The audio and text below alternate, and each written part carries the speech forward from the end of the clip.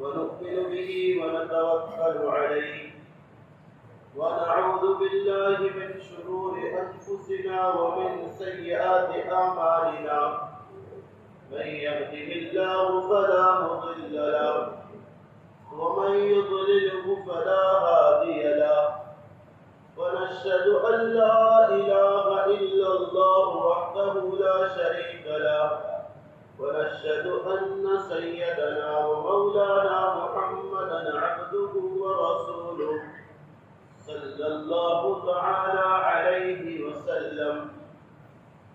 أما بعد، أعوذ بالله من الشيطان الرجيم. بسم الله الرحمن الرحيم. سبحان الذي أسرى بعبده ليلا من المسجد الحرام إلى المسجد الأقصى الذي باركنا حوله لنريه من آياتنا إنه هو السميع البصير. صدق الله العلي العظيم. میرے معزز بزرگوں اور عزیز ساتھیوں، اللہ تعالیٰ نے قرآن میں چند چیزوں کو بڑا کہا ہے. ایک تو اللہ کی ذات خود بڑی ہے، دوسری اللہ کی کتاب یہ بھی بہت بڑی ہے، اور تیسرا اللہ کا کسی کی بڑائی کرنا یہ بھی بہت بڑا ہے. وہ چند چیزیں یہ ہے، اللہ فرما رہے وَلَذِكْرُ اللَّهِ أَكْبَرُ، اللہ کا ذکر، اللہ کا تذکرہ یہ بہت بڑی چیز ہے. اس لیے حدیث میں آتا ہے روزانہ اللہ کی طرف سے نعمتیں بندے پر اترتی ہے، ان نعمتوں میں سے سب سے افضل نعمت یہ ہے کہ بندے کو اللہ کے ذکر کی توفیق نصیب ہو جائے. یہ بڑی نعمت ہے. دوسری چیز جس کو اللہ تعالی نے بڑا فرمایا وہ یہ ہے وَلَعَذَابُ الْآخِرَةِ أَكْبَرُ، آخرت کی سزا بہت بڑی ہے، آخرت کا عذاب بڑا سخت ہے. اس لیے رسول اللہ صلی اللہ علیہ وسلم ہر نماز کے بعد عذاب قبر سے پناہ مانگا کرتے، عذاب آخرت سے پناہ مانگا کرتے. اور تیسری چیز جسے اللہ تعالی نے بڑا کہا وہ ہے وَرِضْوَانٌ مِّنَ اللَّهِ أَكْبَرُ، اللہ کا راضی ہونا یہ بہت بڑی چیز ہے. یہ بہت بڑی نعمت اللہ کسی سے راضی ہو. اسی نعمت کو سمجھانے کے لیے حدیث میں آتا ہے اہل جنت جنت میں آرام اور نعمتوں میں ہوں گے، ساری انگنت نعمت جو چاہے وہ ان کے پاس موجود ہوگی. بلکہ حضرت مولانا قاسم نانوتوی رحمۃ اللہ علیہ فرماتے تھے جنت چھوٹی خدائی کا نام ہے، چھوٹی خدائی کا نام ہے جنت. اللہ کی ذات تو یہ ہے جو سب سے بڑی ہے، لیکن اللہ تعالیٰ جنت میں سے اختیار دیں گے جنتی کو، جو چاہے جیسا چاہے جب چاہے وہ ہو جائے. اس کے دل میں اختیار آئے گا فلاں پھل کو کھانا ہے، فلاں گوشت کا ذائقہ چکھنا ہے، وہ حاضر ہو جائے گا. یہ اسی جنت نعمتوں والی ہے. اس میں اگر کوئی چلا جائے تو کسی نعمت کی کمی کا اظہار ہوگا؟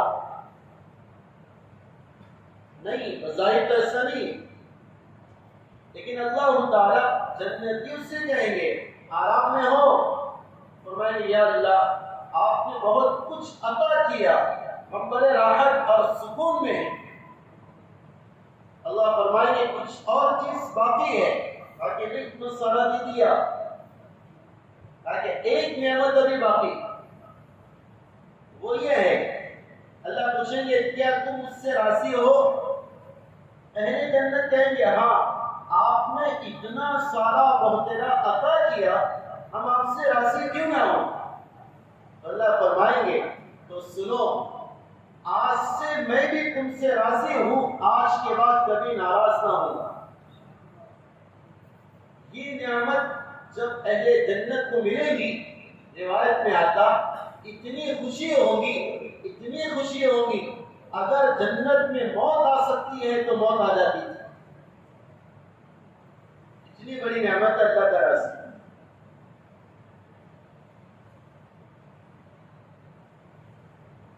اس بندے کو بھی اس کا مکلف بنایا گیا کہ ہم اللہ کی رضا کو اپنے شب و حیات میں حاصل کرے اور اس کی کوشش کرے، کیونکہ رب کا مالک کا راضی ہو جانا یہ سب سے بڑی بات ہے۔ رسول اللہ صلی اللہ علیہ وسلم نے اپنے صحابہ پر ایسی محنت کی کہ اللہ تعالیٰ نے ان کے بارے میں فرمایا رضی اللہ عنہم و رضوا عنہ، اللہ راضی ہو گیا۔ علامہ علوسی رحمۃ اللہ علیہ فرماتے ہیں یہاں پر اللہ کیا فرما رہے؟ رضی اللہ، اللہ راضی ہو گیا، پہلے اللہ راضی ہوا، ورضوا عنہ، اور پھر وہ راضی ہو گئے۔ اس کا مطلب یہ ہے اللہ ان کی محنتوں کو دیکھ کر راضی ہوا، پھر اللہ تعالیٰ نے ان پر ایسی نعمتیں نچھاور کی کہ وہ اللہ سے راضی ہو گئے، یا اللہ انہیں کل قیامت میں اور جنت میں راضی فرما دیں گے۔ یا ابن کثیر رحمۃ اللہ علیہ فرماتے ہیں وہ اللہ سے راضی ہو گئے، ہر حال میں یہ اللہ سے راضی تھے، یہ مراد، ہر حال میں اللہ سے راضی ہوئے۔ اس لیے امام غزالی رحمۃ اللہ علیہ نے اللہ کی رضا کی علامات لکھی کہ بندہ کیسے معلوم کرے کہ اللہ راضی ہے یا ناراض ہے۔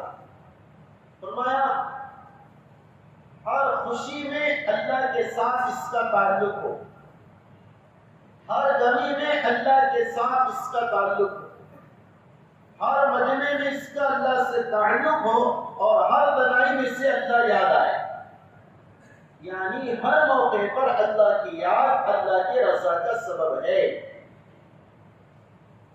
نعمت اللہ کی طرف سے آئی تو بھی رضا، اللہ کی طرف سے کوئی حال آ گیا تو بھی رضا، تو بھی خوش ہونا۔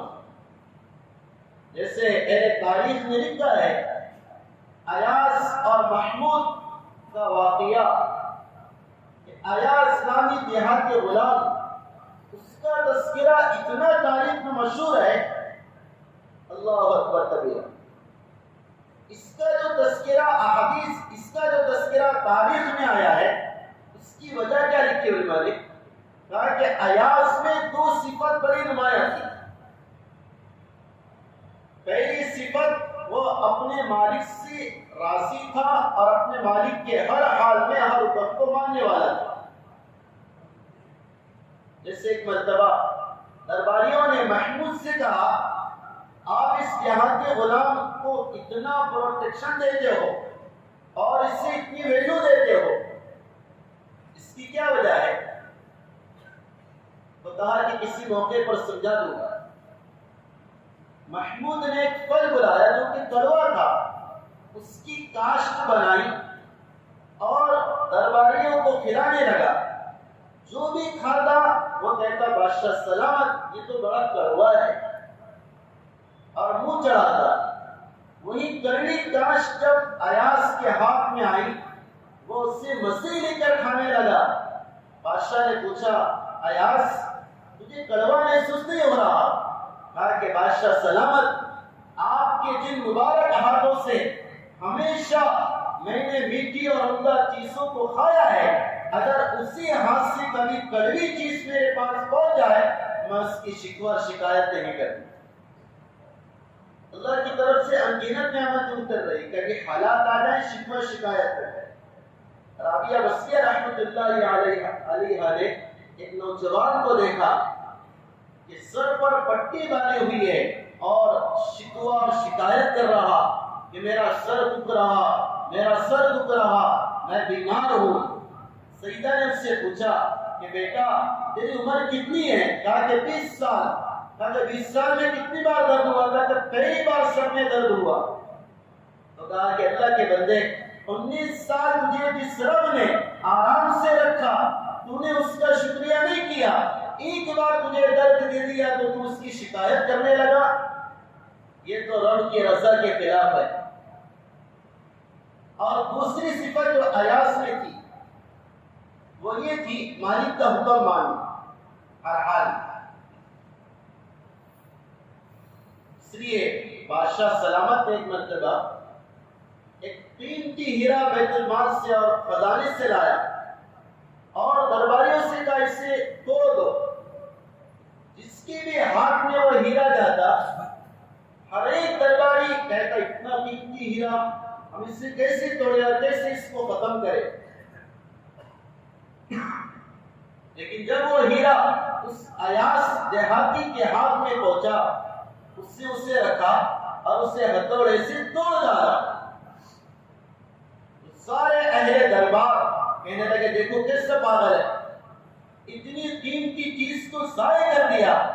تو وہ کہنے لگا کہ بادشاہ سلامت میرے سامنے 2 چیزیں تھی، ایک تو ہیرا توڑنا، دوسرا آپ کا حکم توڑنا۔ میں نے سوچا آپ کے حکم کے توڑنے کے مقابلے میں ہزاروں ہیرے ایاس توڑ سکتا ہے لیکن تمہارے حکم کو نہیں توڑ سکتا۔ ایسے اللہ کے حکم کے سامنے دنیا والوں کی 1000 رضا اور 1000 منتیں ہم توڑ سکتے ہیں لیکن رب کا حکم نہیں توڑ سکتے۔ یہ بندے کی عبدیت کی شان ہے۔ اور تیسری صفت بعض مورخین میں اور لکھی ہے ایاس کی، میرے ذہن میں آپ کو سنا دوں۔ درباریوں نے ایک مرتبہ کہا کہ ایاس بیت المال سے چوری کرتا ہے اور اس کے ایک صندوق ہے، اس میں وہ روزانہ کچھ رکھتا ہے۔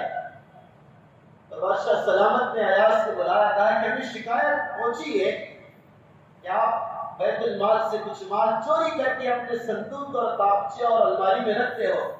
کہا کہ بادشاہ سلامت ایسا تو نہیں ہے۔ کہا کہ چابی لاؤ۔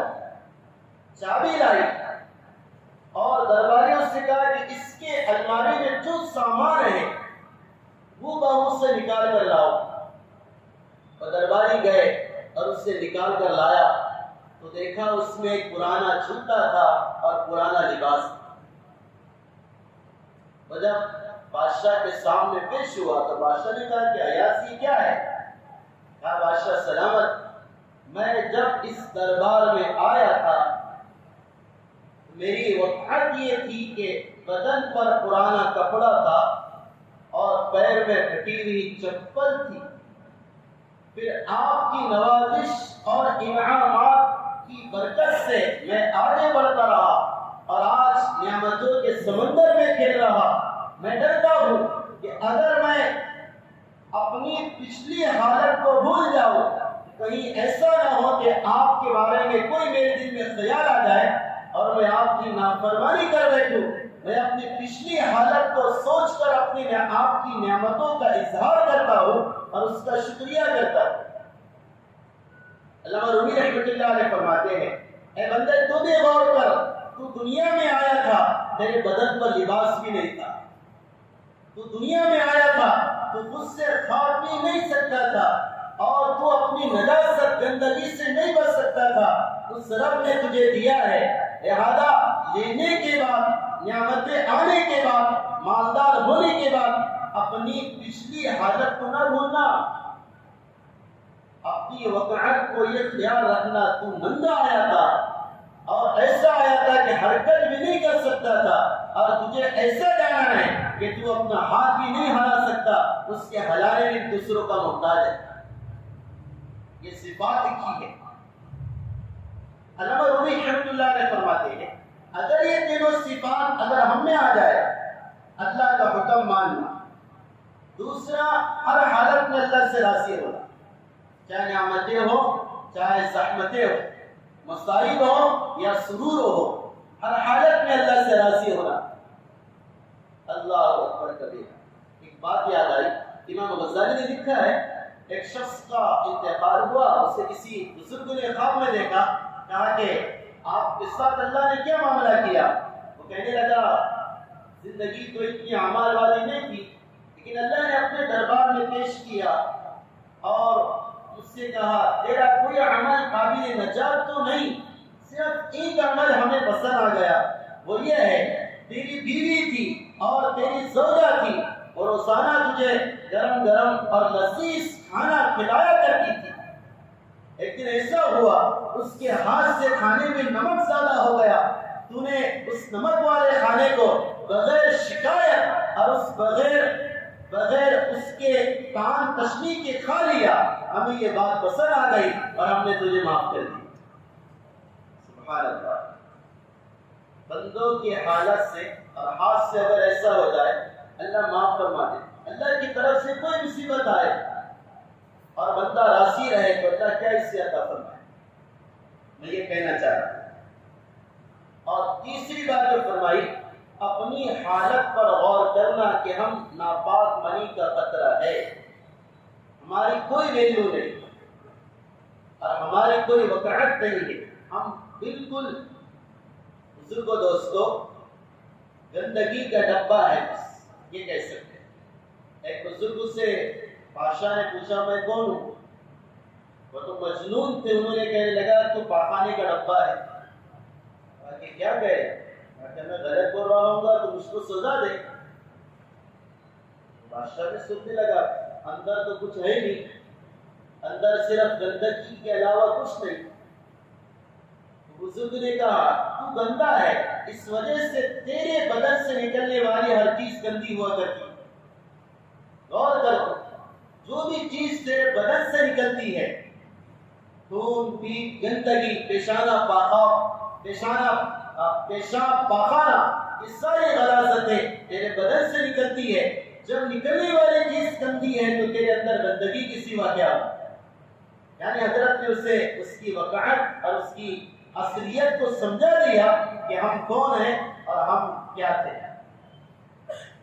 میرے محترم بزرگ و دوستو، اب یہ رسا جو ہے اللہ تعالیٰ نے اپنے نبی کو عطا فرمائی اور ہم سب سے کہا کہ مجھے راضی کرو، اور اپنے نبی کے بارے میں فرمایا وَلَسَوْفَ يُعْطِيكَ رَبُّكَ فَتَرْضَىٰ، اے نبی ہم تمہیں اتنا عطا کریں گے کہ تم راضی ہو جائیں گے۔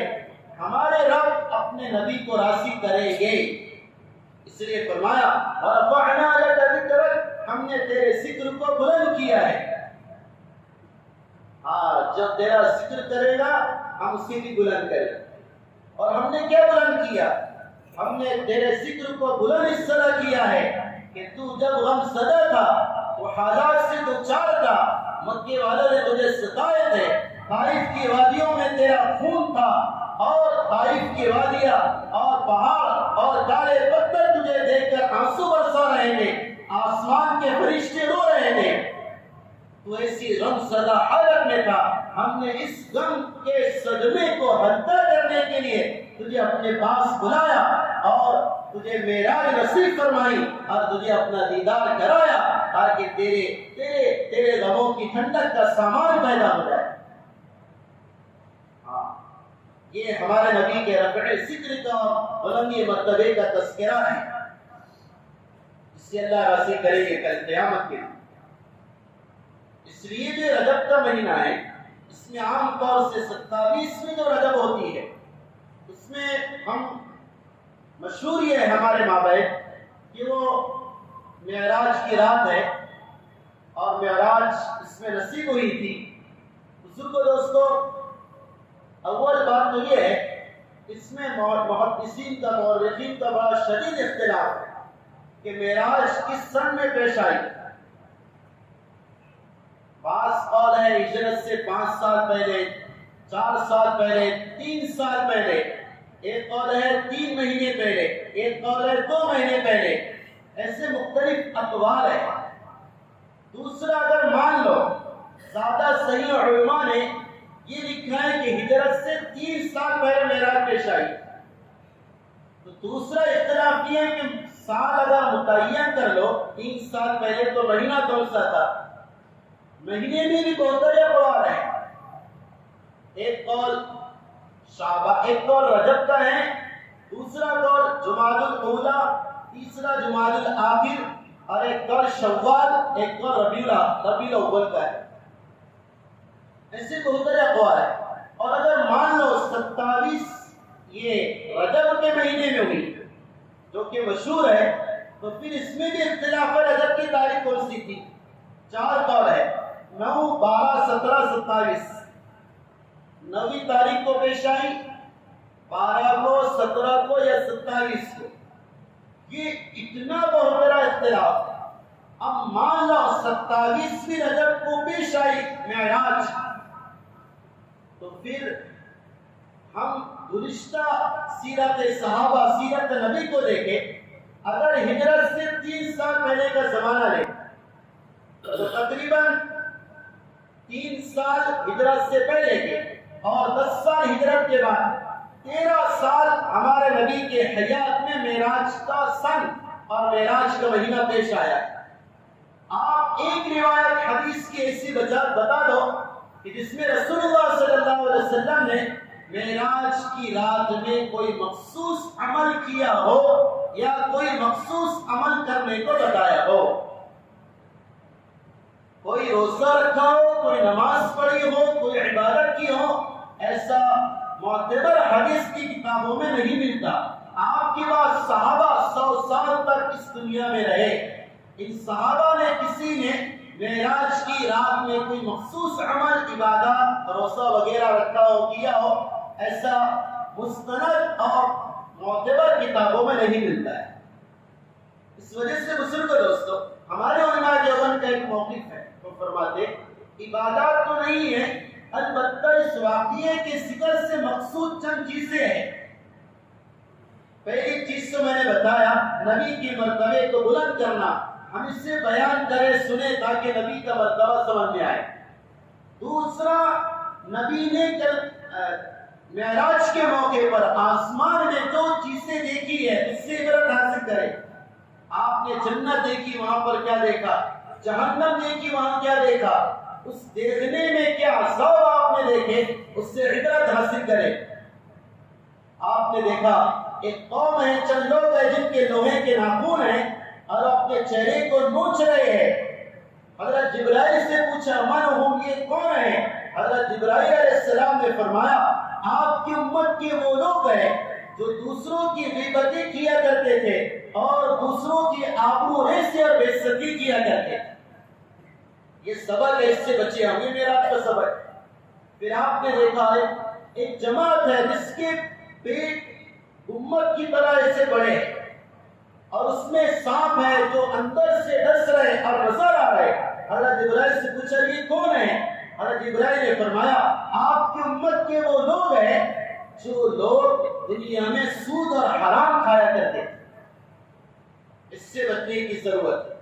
اور آپ نے دیکھا ایک قوم ہے جن کا بدن یہ انسان والا ہے اور جن کا سر یہ سور والا ہے. آپ نے فرمایا من ہم، یہ کون ہے؟ فرمایا کہ یہ وہ لوگ ہیں جو دنیا کے اندر رشوت لیا کرتے تھے. آپ نے ایک شخص کو دیکھا جو حلال کھانا پاس میں ہے لیکن مردار اور بدبودار وہ چیزیں کھا رہا ہے، حلال تو نہیں کھا رہا. حضرت جبرائیل سے پوچھا یہ کون ہے؟ فرمایا کہ یہ وہ لوگ ہیں جن کے پاس اپنی حلال بیویاں تھیں لیکن اس کے باوجود دوسری عورتوں کی طرف یہ نظر لالچ کو اٹھایا کرتے تھے اور دوسری عورتوں کو دیکھا کرتے تھے. یہ پیغام دیا حلال پر اکتفا کرنا، حرام سے اپنے آپ کو بچانا. آپ نے دیکھا ایک آدمی ہے اس کے سر پر پتھر مارا جا رہا، وہ بالکل چندا ہو جا رہا اور پھر وہ پتھر اڑ کر دور جا رہا. پھر اتنی دیر میں وہ سر دوبارہ اپنی حالت پر آ جا رہا. اس طرح اسے بار بار مارا جا رہا. فرمایا کہ من ہوا، یہ کون ہے؟ کہا کہ آپ کی امت کا وہ شخص ہے جو نماز میں سستی کیا کرتا ہے. یہ معراج کا پیغام ہے کہ ان چیزوں سے ہم بچے اور جو چیزیں وہاں سے ملی رسول اللہ صلی اللہ علیہ وسلم کے تھرو ہمیں جو آئی اور پہنچی ہے اس پر عمل کریں. 3 چیزیں آقا کو ملی ہے معراج میں ہمارے لیے، اور اپنے آقا ہمارے آقا کے لیے تو بہت چیزیں ملی ہیں. پہلی چیز رب کا دیدار ہے، اللہ کے نبی کو عطا ہوا، امام الانبیاء بنے آپ، سارے انبیاء کی امامت کی، اس لیے آپ کو امام الانبیاء کہا جاتا ہے. سارے انبیاء کا امام ہے آپ. مسجد اقصی میں سارے نبیوں کی امامت کرائی. یہی تو وجہ تھی، اور نبی نے بڑی عجیب بات لکھی ہے. جب آپ کا انتقال ہوا ہے تو سوال ہوتا آپ کی جنازے کی نماز کس نے پڑھائی؟ ہمارے نبی کے جنازے کی نماز کس نے پڑھائی؟ تو مورخین اور اہل سیر لکھتے ہیں آپ کی جنازے کی نماز کسی نے نہیں پڑھائی، بلکہ طریقہ یہ تھا کہ پہلے اہل بیت اندر گئے حجرے میں نماز پڑھی، پھر ازواج مطہرات، پھر آسیہ اور قریشی قریب، پھر مہاجر، پھر انصار، پھر سارے مدینے، سارے مکے والے، اس طرح چوک در چوک باری در باری جاتے اور نماز ادا کرتے رہے. آپ کا کوئی امام نہیں بنا، چونکہ رسول اللہ صلی اللہ علیہ وسلم معراج کے موقع پر امام الانبیاء بنائے گئے، اور آپ کے بارے میں ہمارا عقیدہ ہے آپ کی موت کے بعد بھی حیات ہے، تو امام الانبیاء کے سامنے دنیا کو کوئی امام کھڑے نہیں ہو سکتا. اس وجہ سے رسول اللہ صلی اللہ علیہ وسلم کا کوئی امام نہیں بنا. تو یہ سرٹیفکیٹ آپ کو معراج کے موقع پر ملا کہ آپ امام الانبیاء ہیں، اور بھی بہت سارے انعام ملے، لیکن میرے آپ کے لیے جو انعام اللہ تعالیٰ نے دیے ہیں اپنے نبی کے ذریعے وہ 3 ہے. پہلا انعام نماز کا ملا ہے، پہلا انعام نماز کا ملا ہے. یہ سارا مجمع ارادہ کرے یہ انعام جو رجب میں ملا ہے قول کے مطابق میں اس رجب میں سے ایکسپٹ کر کے اپنی زندگی میں ایسا اتاروں گا آئندہ فرض نماز کبھی قضا نہیں ہوگی انشاءاللہ. کرتے ارادہ، پیچھے والے تو ارادہ نہیں کر رہے. اللہ آپ کو جزائے خیر عطا فرمائے. بزرگوں دوستو نمازوں کا اہتمام کریں. ہمارا یہ مجمع بدر میں اتنا آ جائے اللہ اکبر کبیرہ، اللہ کیا خوش ہو جائے گا. وہ تو نبی کے معراج تھی کہ اللہ نے اپنے پاس بلایا، اور اس مجمع کی معراج ہے 5 نمازوں کا اہتمام کریں، فجر اور عشاء کی خصوصیت کے ساتھ کریں گے انشاءاللہ. دوسرا انعام جو اوپر سے ملا ہے بڑے غور سے سننا، اس سے لے جانا. سورہ بقرہ کا آخری رکوع آمن الرسول سے حدیث میں آتا یہ انعام اور یہ آیت سورہ بقرہ کی جو آخری ہے جو قبر پر پڑھی جاتی ہے، اللہ تعالیٰ نے اپنے نبی کو عرش کے خزانے کے نیچے سے عطا کیا ہے، مخصوص علامت ہے. اور فرمایا اس آیت کو جو سونے سے پہلے پڑھے گا اللہ ساری رات اس کی کفایت کرے گا. مجھے ابھی اللہ کی طرف سے ایک بات سمجھ میں آئی، بڑا ہی میں نے اپنی طرف سے کہا صحیح ہو تو اللہ اس پر جزائے مجھے عطا کرے، ورنہ میں معافی کا طلبگار ہوں. یہ آیت سونے سے پہلے پڑھی جاتی ہے تاکہ اللہ کافی ہو جائے. سونا اور نیند موت کی بہنیں، اس کی بہنیں موت اور نیند بہنیں. حدیث میں کہا جا رہا سونے سے پہلے اس آیت کو پڑھ تاکہ اللہ تیری کفایت کرے. قبرستان میں مردے کے دفن کرنے کے بعد ہم سے کہا جا رہا مردے کے بھائی کی آمن الرسول پڑھو تاکہ اللہ مردے کی قبر میں کفایت کرے. اندھیری رات کے اندر جیسے اللہ یہاں کافی ہوتا ہے، قبر کی اندھیری رات میں اللہ اس آیت کی برکت سے کفایت کرے. اور تیسرا انعام اللہ تعالیٰ نے اس امت کو معراج کے موقع پر دیا وہ یہ ہے، اے نبی تیری امت میں سے بڑے بڑے گناہگار اگر میرے سامنے آئیں گے سب کو معاف کر دوں گا اگر توبہ کا ارادہ کرے، لیکن اگر کوئی شرک لے کر آئے اور مشرک بن کر آئے میں اس کی معافی نہیں کروں گا. یعنی انعام دیا اللہ کی طرف سے مغفرت کا وعدہ اس امت کے لیے اترا ہے. شرط یہ ہے بزرگوں دوستو کہ ہم بھی اللہ کی طرف متوجہ ہوں، توبہ اللہ کرے، اس مہینے میں اللہ کی طرف توجہ کرے. میں نے سمجھا دیا کوئی مخصوص عبادت اس رات اور اس مہینے میں نہیں ہے، اپنے طور سے آپ جتنا چاہے کر سکتے ہیں. اللہ مجھے آپ کا عمل کی توفیق عطا فرمائے.